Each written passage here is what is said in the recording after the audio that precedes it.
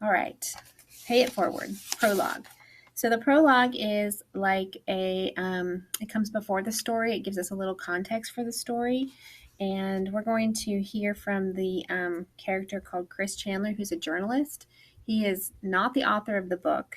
The author of the book is Catherine Ryan Hyde, but he is a fictional character that ends up telling the story of the book. So we're going to hear from him first. There's a great word in this first page of this prologue called altruism. Altruism is the act of doing good things for other people without expecting anything in return. So when you hear the word altruism, that is what that means. And I would encourage all of you to be altruistic. All right, prologue, October 2002. So you all weren't even born yet. My oldest child, who is almost 19, was born that year. Okay, so prologue, October 2002. Maybe someday I'll have kids of my own. I hope so. If I do, they'll probably ask what part I played in the movement that changed the world. And because I'm not the person I once was, I'll tell them the truth. My part was nothing. I did nothing. I was just the guy in the corner taking notes. My name is Chris Chandler, and I am an investigative reporter. Or at least I was, until I found out that actions have consequences, and not everything is under my control. Until I found out that I couldn't change the world at all, but a seemingly ordinary 12-year-old boy could change the world completely, for the better and forever. Working with nothing but his own altruism, one good idea, and a couple of years, and a big sacrifice. And a splash of publicity, that's where I came in. I can tell you how it all started. It started with a teacher. It started with a teacher who moved to California to teach social studies to junior high school students. A teacher nobody knew very well because they couldn't get past his face, because it was hard to look at his face. It started with a boy who didn't seem at all that remarkable on the outside, but who could see past his teacher's face. It started with an assignment that this teacher had given out 100 times before, with no startling results. But that assignment in the hands of that boy caused a seed to be planted. And after that, nothing in the world would ever be the same, nor would anybody want it to be.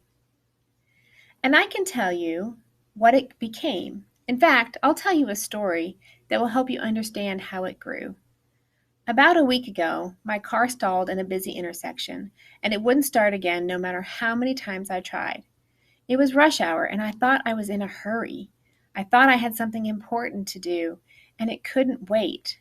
So I was standing in the middle of the intersection, looking under the hood, which was a little silly because I can't fix cars. What did I think I would see? I'd been expecting this. It was an old car. It was as good as gone. A man came up behind me, a perfect stranger. He says, "Let's get it off the side of the road." I'm going to read on this side. It looks better. A man came up behind me, a stranger. "Let's get it off the side of the road," he said. "Here, I'll push you." When we got it and ourselves to safety, he handed me the keys to his car, a nice silver Acura, barely 2 years old.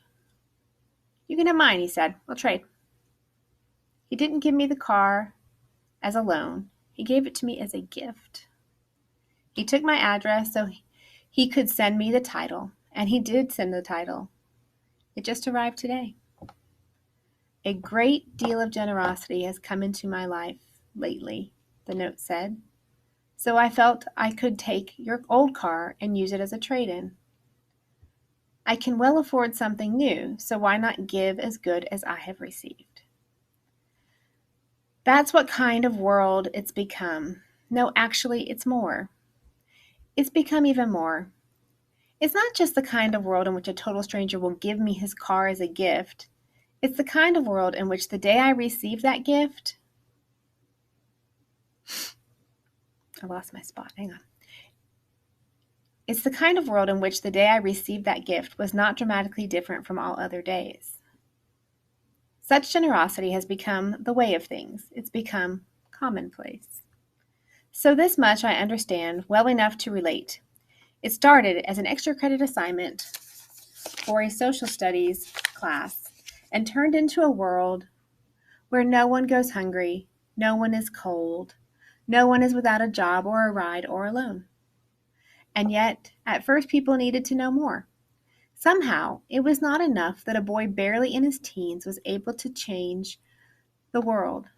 Somehow, it had to be known why the world could change at just that moment, why it could not have changed a moment sooner, what Trevor brought to that moment, and why it was the very thing that moment required. And that, unfortunately, is the part that I cannot explain. I was there. Every step of the way, I was there. But I was a different person then. I was looking in all the wrong places. I thought it was just a story, and the story was all that mattered. I cared about Trevor, and I cared about my work, but I didn't know what my work could really mean until it was over. I wanted to make lots of money. I did make lots of money. I gave it all away. I don't know who I was then, but I know who I am now. Trevor changed me too. I thought Reuben would have the answers. Reuben St. Clair, the teacher who started it all. He was closer to Trevor than anybody except maybe Trevor's mother, Arlene. And Reuben was looking in all the right places, I think, and I believe he was paying attention. So after the fact, when it was my job to write books about the movement, I asked Reuben 2 important questions. What was it about Trevor that made him different? I asked.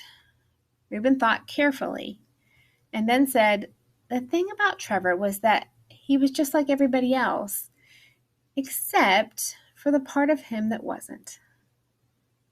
I didn't even ask what part that was. I'm learning. Then I asked, when you first handed out that now famous assignment, did you think that one of your students would actually change the world?